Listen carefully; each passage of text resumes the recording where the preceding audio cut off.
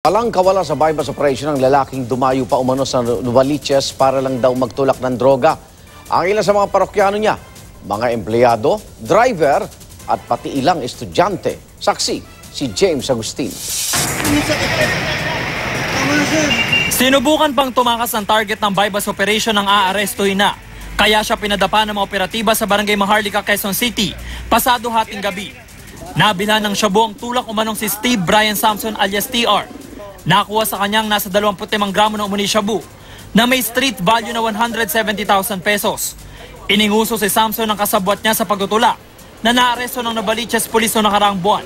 Etong si Steve, matagal na nating target ito na nag-ooperate sa area ng Barangay Kulod. Actually, contact niya yung ating former number 1 sa drug personality. At kanina nga, yung ating informant, instead na sa area ng Novaliches i-deliver yung droga, ay dito niya pinadala. Ito pong barangay po namin ay sa matagal na pong drug cleared.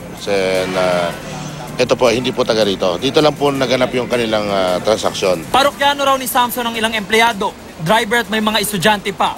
Hindi siya sumuko sa Oplantoka at nakulong na noong 2008 matapos mahulihan ng marijuana. Ikaw ba'y nagbebenta ng shop? Hindi po. Sa'yo ba nakuha to? Doon po sa tumakbo yan. Ako si James Agustin, ang inyong saksi.